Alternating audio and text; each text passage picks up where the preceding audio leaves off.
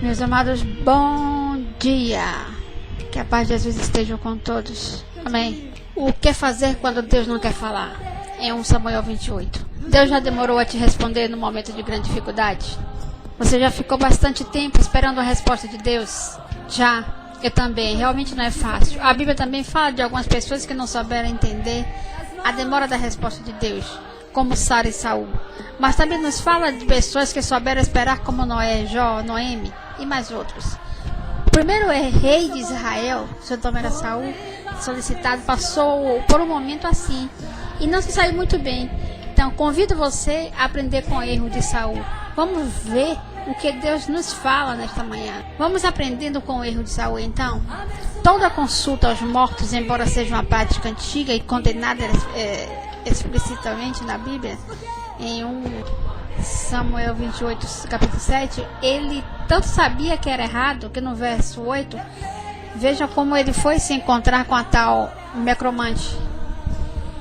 Saul então se disfarçou vestindo outras roupas e foi à noite com 2 homens até a casa da mulher.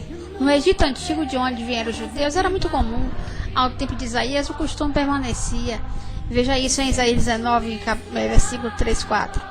O povo de Israel foi instruído por Moisés, preocupado com a imitação da prática das nações vizinhas.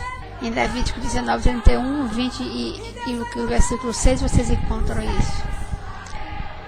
Retroceda do pecado sem que este estágio estiver. Em 1 Samuel 28, versículo 9. Era hora para ele parar, se dar conta do erro e retroceder. A mulher deu até uma oportunidade para isto.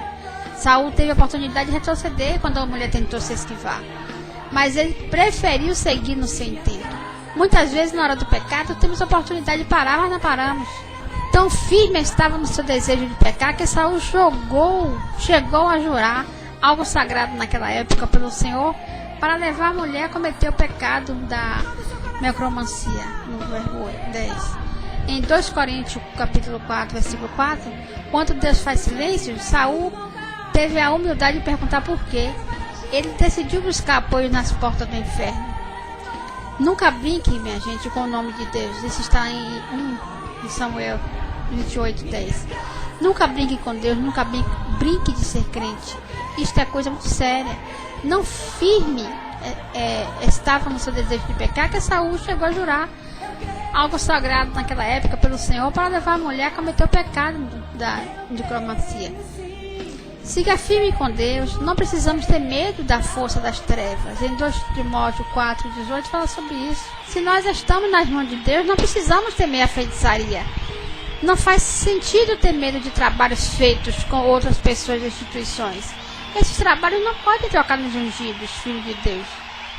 Jamais busque solução fora de Deus, meus irmãos. Em 1 Samuel 28, versículo 5, você encontra também falando sobre isso. Uma pessoa com medo faz até o que não quer, entra em contradição, se expõe a ridículo, se descontrola, na verdade. Então, quando entra em contradição, revogou um decreto dele mesmo, desterrado tais profissionais, como no reino, no verbo 3, e no ridículo, como vestir disfarce, do verbo 8, talvez nesse caso, o uniforme de soldado. E se descontrola decorrente do silêncio de Deus. No verbo 6, Saul o experimentou pela única culpa. Nós também podemos apelar pelas saídas, soluções fora das nossas convicções, como Saul fez. Verbo 7, já que tinha desterrados esses profissionais para uma cidade ao norte do reino. A propósito, há sempre pessoas dispostas a ajudar as outras a cair no buraco. E pior, essas pessoas podem estar bem próximas a nós, como no caso de Saul, era um dos seus homens mais chegados. Evitem, tentem se afastar de pessoas que querem levar vocês para o caminho do mal. Ninguém aqui é criança, todo mundo sabe e percebe quando alguém quer nosso mal. No verbo 7 existe uma, exclamou rapidamente nos braços direito de Saul. Como ele não sabia que ainda existiam pessoas assim no reino? Certamente porque era cliente dela.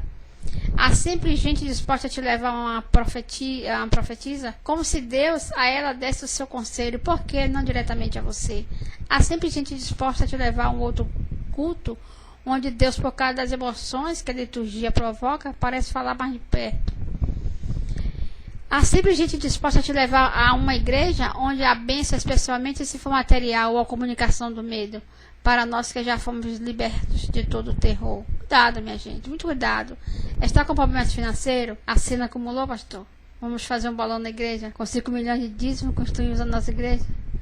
Cuidado com as vozes, cuidado com as profetadas. Ouça a voz de Deus enquanto há tempo. Em Samuel 28:18. Saul deixou de ouvir a Samuel no tempo próprio, tendo sido pago um alto preço por isso. Agora queria executar seus conselhos, estando ele morto. Existe uma história muito similar, contada com Jesus, em Lucas 16, 27-31.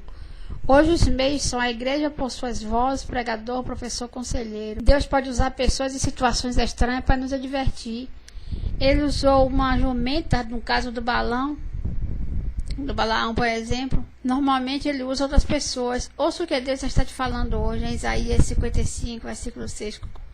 Sei, gente, que no momento é difícil a gente esperar, mas nos parece uma boa alternativa. Sei bem o quanto é difícil para vocês.